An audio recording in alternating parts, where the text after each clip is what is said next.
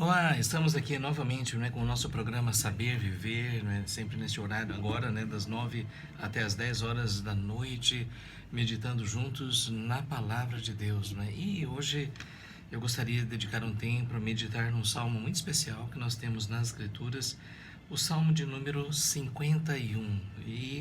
Eu gostaria de ler a princípio o primeiro versículo e depois nós vamos seguindo, meditando nesta porção da palavra de Deus.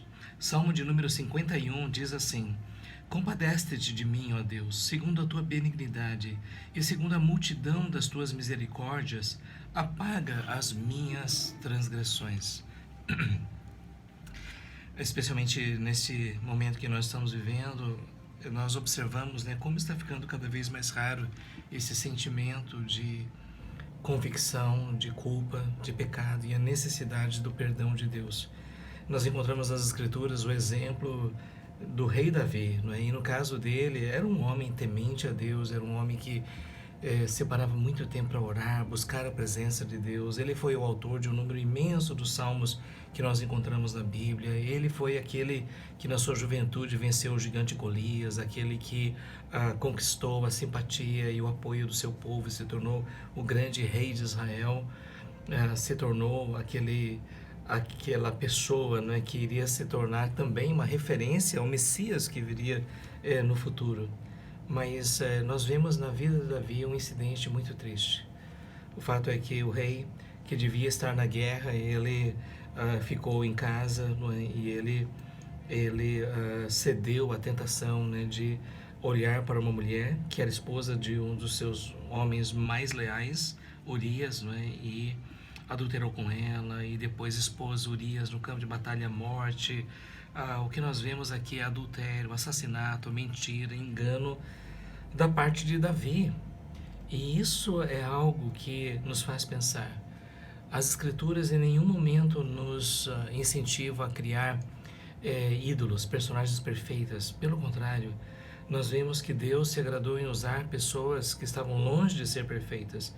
E o que nós observamos na vida de Davi é que o seu pecado trouxe consequências devastadoras sobre a sua vida espiritual, sobre a sua família, sobre o seu reino. O pecado tem consequências. Mas aqui no Salmo 51 nós temos uma poesia, uma música que ele escreveu descrevendo o seu sentimento de arrependimento. Eu creio que poucas coisas trazem maior cura e restauração e renovação ao nosso interior do que confissão e arrependimento. E especialmente quando nós vemos ao nosso redor toda esta perspectiva de relativismo e esta tendência de nós não acharmos que alguma coisa é grave. O fato é que nós sabemos, pessoas que cultivam um relacionamento com Deus sabem como o pecado é algo devastador e como ele pode ter consequências funestas para o resto da vida. E o caminho é o caminho da confissão e do arrependimento. Então hoje à noite eu gostaria de meditar sobre isso.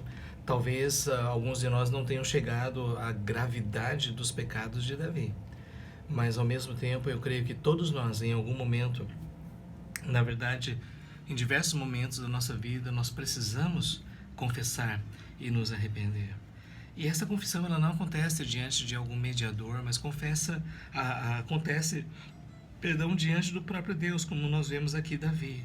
E eu diria que às vezes nós ficamos tão ressentidos com aquilo que acontece ao nosso redor, ficamos decepcionados com as pessoas, com as circunstâncias, com familiares, colegas de trabalho, e às vezes nós nos sentimos vítimas das situações, das circunstâncias das pessoas, e às vezes abrigamos esse sentimento de uma forma que o nosso coração é contaminado por emoções e pensamentos e atitudes que realmente não nos fortalecem.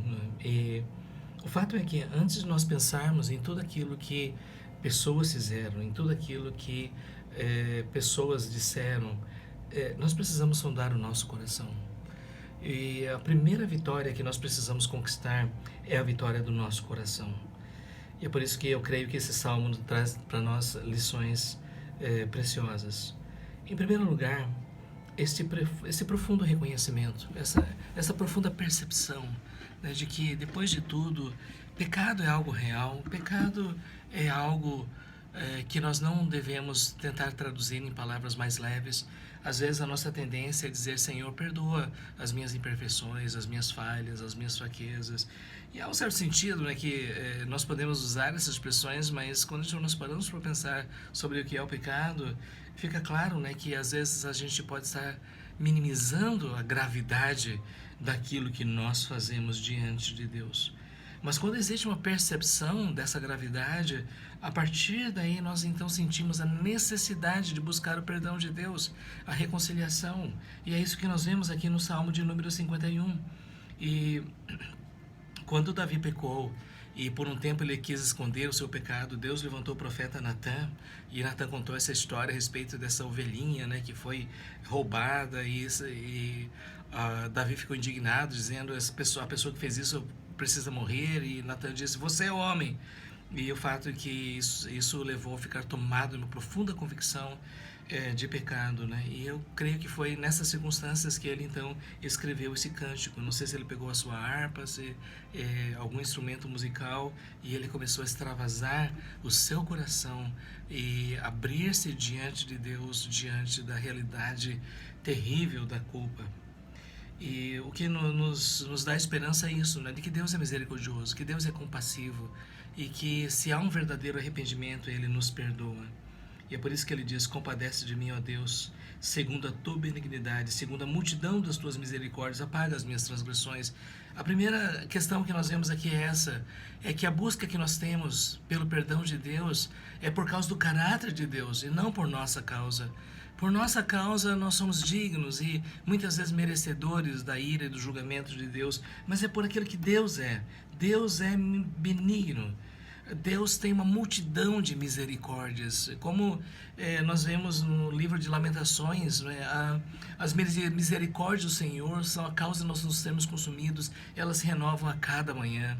Se Deus fosse lidar conosco na medida do nosso mérito, nós já estaríamos consumidos, já estaríamos destruídos. Mas Deus é misericordioso, e é por isso que na multidão das suas misericórdias, Ele é capaz de apagar as nossas transgressões, as transgressões daquele que foi ofendido, daquele que pecou, mas que se arrependeu e sinceramente pediu perdão a Deus. E apagar as transgressões aqui não significa livrá-lo das consequências, como nós vemos depois tudo aquilo que aconteceu na vida de Davi, mas significa Deus remover a mancha da culpa. Apagar as transgressões significa Deus dizer: eu não vou julgá-lo, eu não vou condená-lo por causa disso, eu vou perdoá-lo porque você está arrependido. Então esta sensação da necessidade da gente ver as transgressões apagadas, removidas. Não há como viver como se nada tivesse acontecido, mas ainda assim Deus é misericordioso, Deus é compassivo, Deus ele é muito paciente conosco, e Ele pode sim nos perdoar. O versículo 2 diz: lava-me completamente da minha iniquidade e purifica-me do meu pecado. O pecado produz dentro do nosso coração um sentimento de sujeira, de imundícia, de algo fétido, algo ofensivo às narinas de Deus. E Davi tinha essa consciência, não é, de que ele havia pecado contra Deus, não é? E que isso havia manchado a sua alma, havia sujado o seu coração, havia trazido para dentro do seu interior aquilo que era sujo, aquilo que era imundo. E Davi tinha essa percepção. Hoje em dia, muitas vezes as pessoas já não conseguem mais sentir isso, mas sabe, não havia água que pudesse limpar a mancha interior. Mas aí ele ora: lava-me completamente da minha iniquidade. Só Deus tem o poder de nos lavar. Só Deus tem o poder de remover essa mancha, sabe, de nos declarar perdoados e livres para seguir em frente na vida. E por isso que ele diz: lava-me completamente. não somente uma parte, não somente uma área, mas completamente da minha iniquidade. Purifica-me do meu pecado, tira essa mancha da minha vida, tira essa sujeira. Eu quero experimentar novamente a alegria de viver com a alma límpida na presença de Deus. Essa é a oração que ele faz. E veja então a confissão dele. Pois eu conheço as minhas transgressões e o meu pecado está sempre diante de mim. Aqui está o reconhecimento. Sabe, porque às vezes nós temos a tendência de justificar, de dar nomes bonitos, de transferir a nossa responsabilidade para outras pessoas. Sabe, e esse tipo de atitude simplesmente não nos restaura, não nos cura, porque se nós não reconhecemos, não há como experimentar o perdão de Deus. E quando ele diz, eu conheço as minhas transgressões, naquele momento Davi estava dizendo, eu fui capaz de adulterar, eu fui capaz de matar. E isso angustiava profundamente. Uma pessoa que não tem sensibilidade ou consciência simplesmente vai seguir a sua vida e não vai se incomodar com isso. Mas Davi estava profundamente incomodado. O fato é que o tempo todo o pecado dele estava diante dele. Estava diante dele como uma cara feia, acusadora. Alguém está dizendo, olha você, você que dizia ser um homem de Deus, você que cantava os louvores do Senhor, você que era o rei escolhido pelo Senhor, olha para você, o que você fez? E esse pecado acusava Davi de uma forma que o atormentava. E ele dizia, eu reconheço. Versículo 4 diz, pequei contra ti somente, e fiz o que é mal perante os teus olhos. Aqui está algo tremendamente importante quando nós falamos sobre esse processo de restauração, de perdão, de reconciliação na presença de Deus. É que Davi pecou contra Batseba através do adultério. Davi pecou contra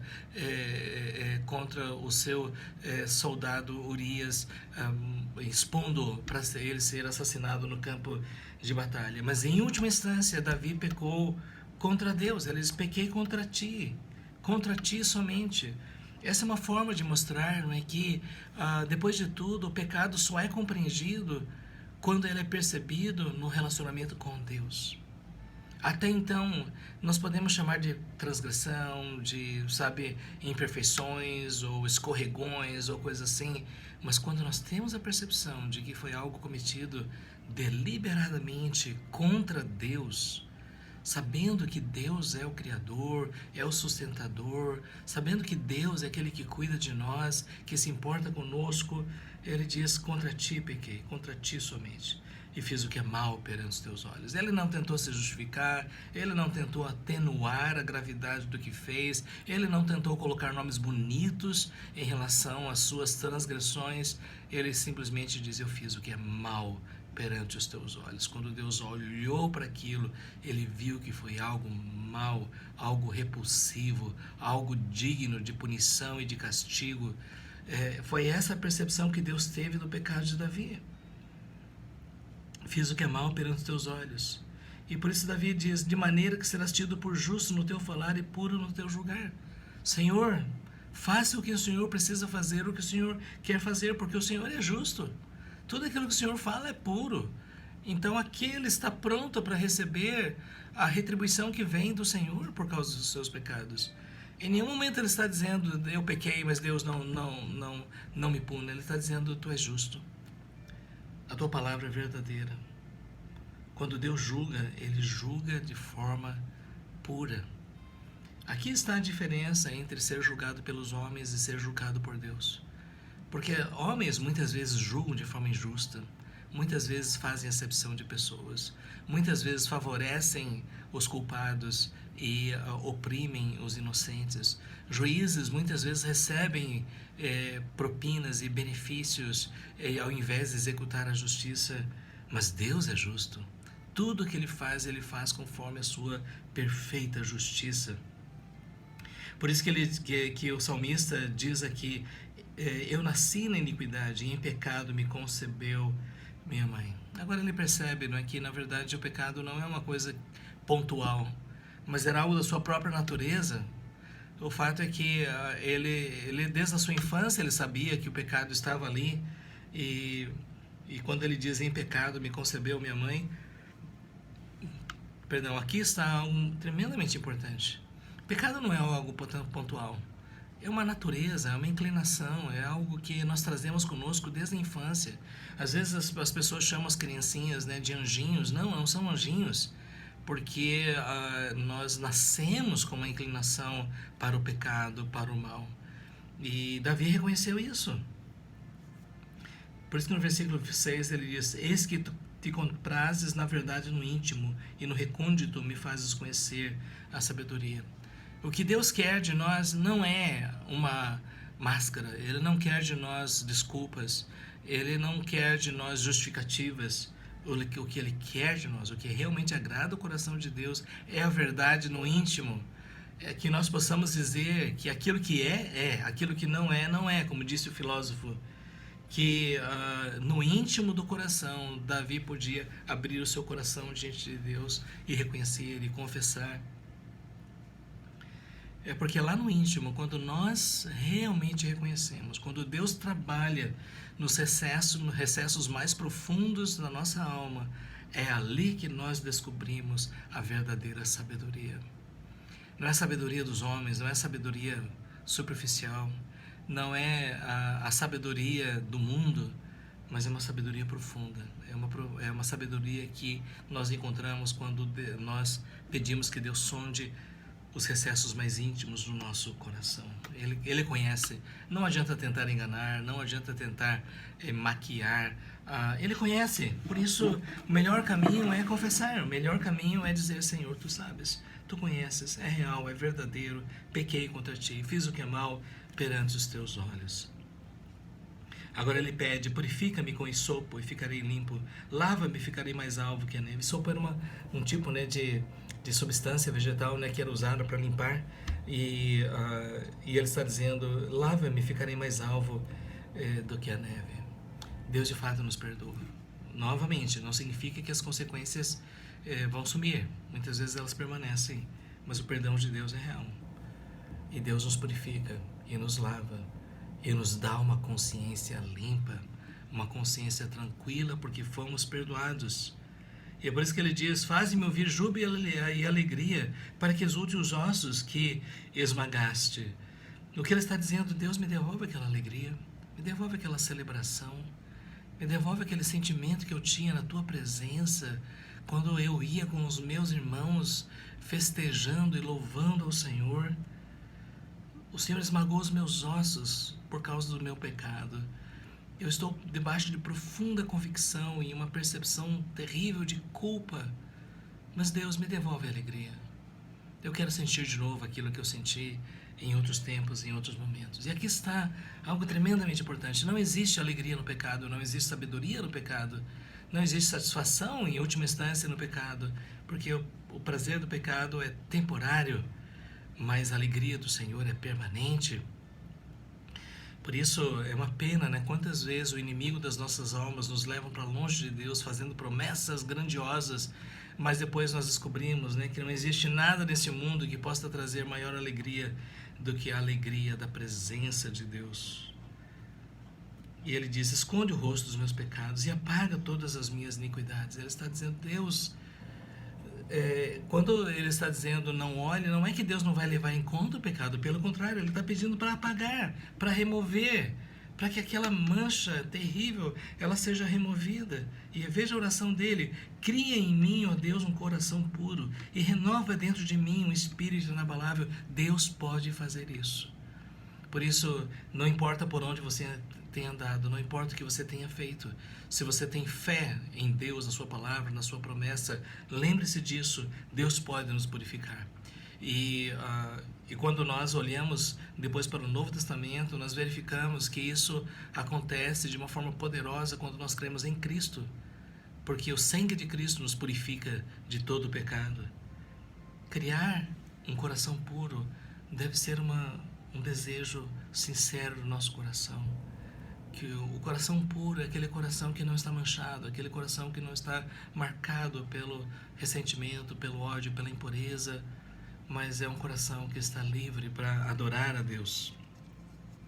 Cria em mim, ó Deus, um coração puro e renova dentro de mim um espírito inabalável. Sabe quando o nosso coração está bem? quando o nosso coração está perdoado, purificado, limpo, nós ficamos firmes, nós ficamos inabaláveis. O pecado cria insegurança, o pecado cria medo, o pecado nos deixa como que expostos a todo tipo de perigo. Mas quando nós estamos bem com Deus, quando a nossa comunhão está restaurada com Ele, nós somos inabaláveis, nós temos segurança no nosso coração. Ele ora dizendo: não me repulses da tua presença, nem me retires o teu Santo Espírito. A pior coisa que pode acontecer com uma pessoa que ama Deus, mas que pecou, é sentir a ausência de Deus. E Deus pode fazer isso. A Bíblia diz, né, de que às vezes, como Deus já disse, o seu pecado faz separação entre... o nosso pecado faz separação entre nós e o nosso Deus para que não nos ouça. Deus é justo, Deus é santo. Por isso, eles: não me repulses da tua presença, não me lances fora, não me retires o teu Santo Espírito.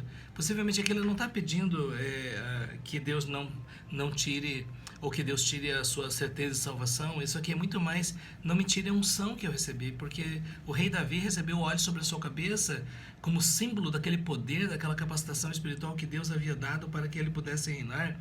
A presença do Espírito que enchia o seu coração de alegria. Ele estava dizendo: Deus, não tire isso de mim. Agora que ele estava lamentando com absoluta tristeza, ele sabia como era terrível estar longe de Deus. Restitui-me a alegria da tua salvação e sustenta-me com um espírito voluntário. A alegria da salvação é uma alegria, como disse o apóstolo Pedro, indizível e cheia de glória. Não somente como Deus nos livra das coisas deste mundo, especialmente quando Ele nos livra da condenação do pecado, da morte eterna. A alegria da salvação é uma alegria que independe das circunstâncias, porque é uma alegria que vem diretamente da própria presença de Deus, e Ele ora para que o seu espírito seja sustentado. Um espírito voluntário, um espírito desejoso de servir, um espírito que não está resistente, não está hesitante, mas que está pronto para obedecer, para servir ao Senhor. Como isso agrada a Deus, sabe? Quando a gente faz as coisas não por obrigação, não por constrangimento, mas com alegria, porque nós amamos o Senhor. Davi disse: Deus, quando o Senhor fizer isso comigo, quando o Senhor me perdoar, me restaurar, quando isso acontecer, eu assumo um compromisso. Então ensinarei aos transgressores os teus caminhos e os pecadores se converterão a ti.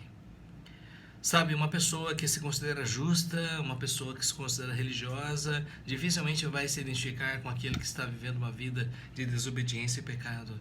Mas aquele que caiu no pecado, mas experimentou o perdão e a restauração de Deus, esse tem condições de se identificar com aqueles que estão no mesmo caminho, precisando da redenção do Senhor. E por isso ele diz: ensinarei aos transgressores os teus caminhos e os pecadores se converterão a ti, porque ele vai dizer: olha, eu pequei. Eu entristeci a Deus e por causa disso eu sofri de uma forma inimaginável. E eu quero dizer: não sigam esse caminho. A alegria do Senhor é o melhor que existe. Não pense que o pecado vai trazer o prazer que vai satisfazer a sua alma. Davi está dizendo: Deus, me deixa ensinar as pessoas para que elas não passem pelo caminho terrível que eu passei, que eles não precisem seguir por essas experiências, né, que marcaram a minha alma. E ele ainda diz: livra-me dos crimes de sangue, porque ele foi culpado do crime de sangue. Ele não pegou a espada para matar Urias, mas ele, como chefe, o rei do exército, e que expôs o seu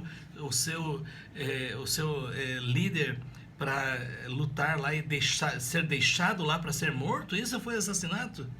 E eles: livra-me dos crimes de sangue, ó Deus, Deus da minha salvação, e a minha língua exultará a tua justiça. Se existe um crime que traz profundo senso de culpa, é o crime de sangue, é o derramamento de sangue. Sabe, quando eu paro a pensar, né, pessoas que por alguma razão tiraram a vida de outra pessoa, isso pode se tornar um tormento, um inferno no interior, na alma, porque derramar o sangue de uma outra pessoa, as pessoas, às vezes os filmes parecem nos fazer crer que é tudo normal. Não, não é. E a minha língua exaltará a tua justiça. Abre, Senhor, os meus lábios, e a minha boca manifestará os teus louvores. Quando nós experimentamos o perdão de Deus, a restauração de Deus, nós queremos louvar, nós queremos engrandecer, nós queremos dizer como Deus é misericordioso, como Deus é bom, como Deus perdoa, como Deus restaura. Ele diz, abre os meus lábios, Senhor. Ele está dizendo, Senhor, que a minha boca se encha de palavras para te louvar. Pois não te comprases em sacrifício, do contrário te daria, e não te agradas de holocaustos. Deus havia assim ordenado os sacrifícios, os holocaustos lá no tabernáculo, no deserto, e depois no templo em Jerusalém, sim. Mas o fato é que Davi sabia muito bem que ofertas desse tipo, sem um coração sincero, sem um coração quebrantado, não valia de nada. Como nós vemos depois lá no profeta Isaías, Deus dizendo, quem mandou vocês trazerem esses sacrifícios? Porque Deus na verdade queria um coração quebrantado, arrependido. Sacrifícios agradáveis a Deus são um espírito quebrantado. E aqui está. Às vezes nós achamos que podemos agradar a Deus através da nossa frequência às reuniões de igreja, das nossas participações nas coisas que a igreja faz. Mas sabe o que realmente agrada a Deus? Não é a sua religiosidade. É um coração quebrantado. Quebrantamento é exatamente essa experiência de que Davi fala aqui. Uma profunda percepção da culpa, do pecado, da mancha do pecado. Um coração quebrantado é um coração humilhado, que diz, eu pequei contra o Senhor, eu fiz o que é mal perante os seus olhos, Deus é justo, Ele pode me punir. Mas sabe, um coração compungido, um coração que foi ferido pela consciência da sua culpa, um coração contrito, um coração apertado do sentimento de tanta culpa. Quando Deus olha para um coração assim, Ele não despreza esse coração. Porque quando alguém já está sofrendo por causa da sua culpa, Deus estende a sua mão para perdoar, para restaurar, para purificar. Agora, se não existe um espírito quebrantado, se nós somos arrogantes e convencidos e orgulhosos e queremos justificar e simplesmente não reconhecemos os nossos pecados, as nossas transgressões, as nossas iniquidades, nós não vamos experimentar o perdão de Deus. Verso 18 diz, faz o bem a Sião, segundo a tua boa vontade, edifica os muros de Jerusalém. Agora ele está orando pelo bem de Jerusalém, era o rei. E ele sabia que o pecado dele havia trazido consequências não somente sobre a sua vida, sua família, mas também sobre o seu reinado. Mas ele ora por Jerusalém, para que isso não afete a cidade de Deus. Pelo contrário, que Deus abençoe, que Deus faça o bem a Sião. Então te agradará o sacrifício de justiça, os holocaustos, as ofertas queimadas. Está vendo? Quando o coração está quebrantado, o coração contrito, quando o coração está cheio da convicção de que Deus perdoa, a partir daí sim, os sacrifícios, os holocaustos, as ofertas sobre o altar, tudo isso é aceitável diante de Deus, como símbolos de uma transformação interior, como expressões externas de uma bênção interna. Nesse sentido, sim, Deus se agrada. Nós acabamos de meditar num salmo tão importante. Sabe, eu sei quantas vezes nós evitamos lidar com essas questões.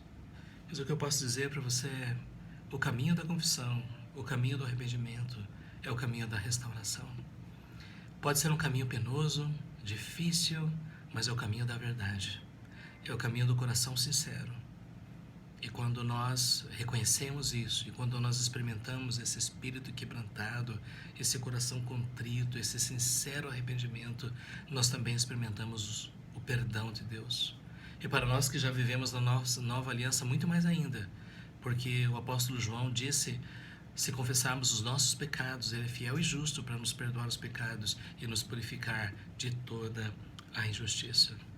Por isso, se você que está nos acompanhando hoje, se você deseja uma restauração mais profunda, siga pelo caminho da confissão e do arrependimento, porque esse é o caminho da bênção de Deus, esse é o caminho da restauração da comunhão com Deus, esse é o caminho da restauração da nossa alegria na presença do Senhor. Nós estamos aqui concluindo essa primeira parte, não é? E daqui a pouco a gente vai ter um outro momento ainda, não é? Mas vamos acompanhar um louvor, né? E depois estaremos juntos ainda dando continuidade ao nosso programa.